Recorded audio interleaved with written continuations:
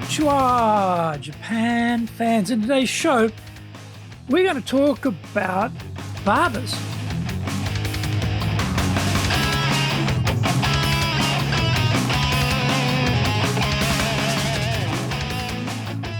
So let's get going. This is the fourth year of the Sales Japan Series podcast, and we are broadcasting around the world from the Beverly Hills of Japan, Minato-ku. It is Chic Central. I'm your host, Dr. Greg Story, your corporate coaching and training guide committed to your success, the president of Dale Carnegie Training Japan, the best-selling author, Japan Sales Mastery and Japan Business Mastery, and my new book, Japan Presentations Mastery, will be released shortly. In this podcast, I want to help you to survive COVID-19. Don't forget to subscribe and share this podcast with your family, friends, and colleagues. We are not being sponsored by Libsyn, but we value your privacy, which is why we have our podcast hosted by Libsyn, who, unlike many other podcast hosts, have a strict policy that does not allow access to your private information by anyone. Here is our daily podcast lineup on iTunes. Mondays, the Cutting Edge Japan Business Show. Tuesdays, the Presentation Japan Series. Every second Tuesday, the Business Tatsujin no Oshie Show. Wednesdays, the Sales Japan Series. Thursdays, the Leadership Japan Series. And every second Thursday, the Business Pro Podcasto Show. Fridays, the Japan Business Mastery Show. And Saturdays, Japan's top business interviews. This is episode number 239. And today we're talking about the three barbers of Minato-ku, Tokyo.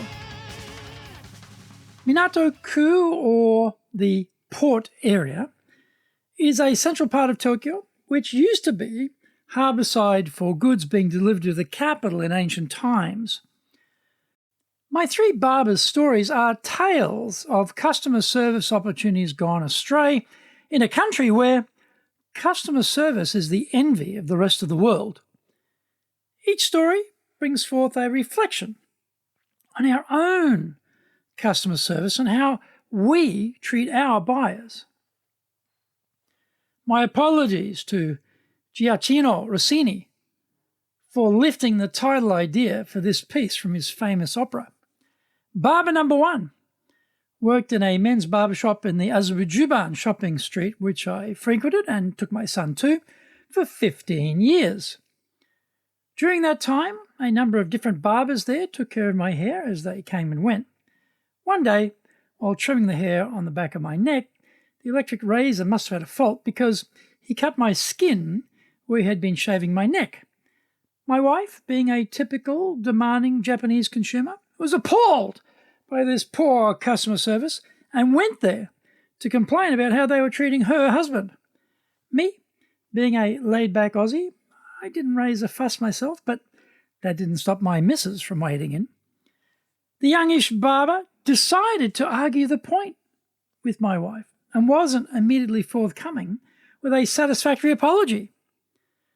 My wife showed the offending damage on the photos on her phone and wasn't backing off. One of the more senior barbers intervened and made the apology on behalf of the shop. Did that satisfy her? Not in the least. Why? Because she didn't feel it was a sincere apology. She told me I should never attend that establishment again. The lifetime value of a regular customer is high, especially in a crowded market. There was a management issue there because the service culture wasn't correct. The interesting thing I understood was that barbers are hard to recruit these days because not so many people want to join the trade. They felt they could afford to lose me as a regular over 15 years or more, but they couldn't afford to lose the barber. The point, though, is where do you draw the line around the culture of your service? What are you saying is acceptable behavior to the other staff? When things go wrong, this is when the real culture of your organization is revealed. Barber Number Two belonged to a well-known chain of successful barbershops. I was introduced by my wife as an appropriate alternative to the previous bloodthirsty, razor-wielding maniac she disapproved of. I wasn't all that keen on this roppongi establishment once COVID-19 hit because it was a rather confined space. In the center of Tokyo, a lot of companies are using what were once apartments as business premises, so the layout and size can be quite small. Having trained this young guy on how I like my hair done, I persevered, COVID or otherwise. I called to make an appointment, only to be told he had been transferred to one of their shops on the outskirts of Tokyo. Find out more after we come back from the break.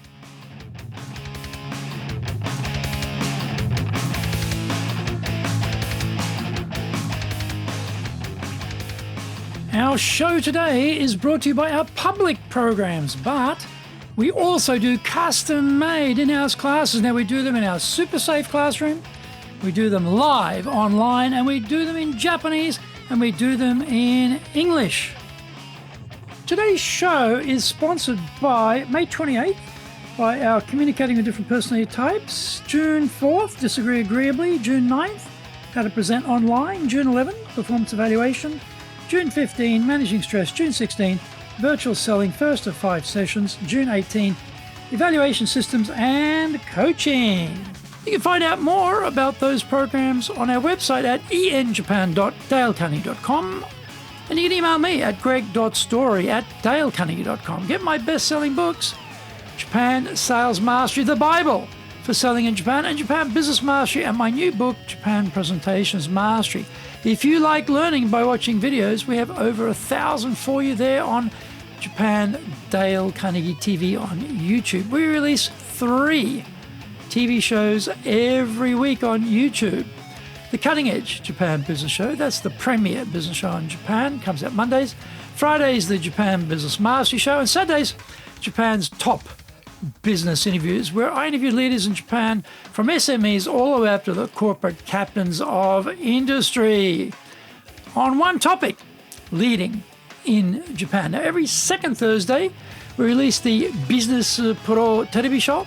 And don't forget, you can email me at greg.story@dalecarnegie.com.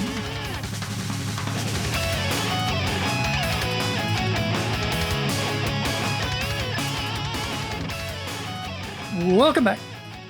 Staff movements happen, but how we handle them is another matter. Did my barber call me and introduce his successor? No. How expensive would that have been? Again, no one was thinking about the lifetime value of the customer here. I had invested in educating him about what I liked, and so I would not switch easily unless I had to. This is another management failure, where handovers are not being properly choreographed. Customer continuity has a distinct value to it. Barber number 3 is my new barber and belongs to a shop which has been continuously operating on that same spot for the last 203 years, and again in the Azabu Juban area. It must be the oldest barber shop in Japan and probably the world. The young guy cutting my hair showed me to the chair and started asking me about how I liked my hair done. Red flag there. He didn't introduce himself to me, and I had to ask him for his name. Why would that be the case? I asked him about the history of the shop, and it was clear he didn't know much beyond it was 203 years old. He didn't know if they had famous people over that time as customers. I asked him how they traditionally cut hair in Japan before Western scissors arrived in the Meiji era. He had no idea. So, this is really just the same as any other barber shop, because the management has not educated their staff about the heritage value of their offer. I was a new client, so here was the chance to make me a permanent client. In a sea of so many competing establishments, I thought, what a waste of an opportunity to differentiate themselves beyond just having a sign in the window that says they are over 200 years old. There was no narrative around that fact, no great stories attached to it, no buzz, no particular vibe. The common theme across these stories is how to differentiate your service in highly competitive industries. There were also poor levels of understanding about the lifetime value of a customer on the part of the staff. These were leadership issues, and the solutions were basically cost-free and simple, yet they couldn't pull it off.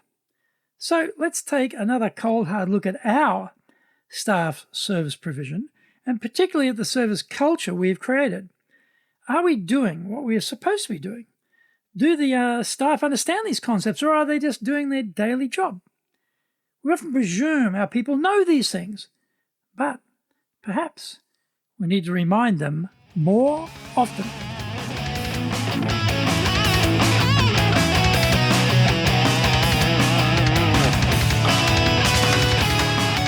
Thank you for joining the Sales Japan series. If you found the program useful, please work on your karma and share it with your family, friends, and colleagues. Don't forget to subscribe and share this podcast.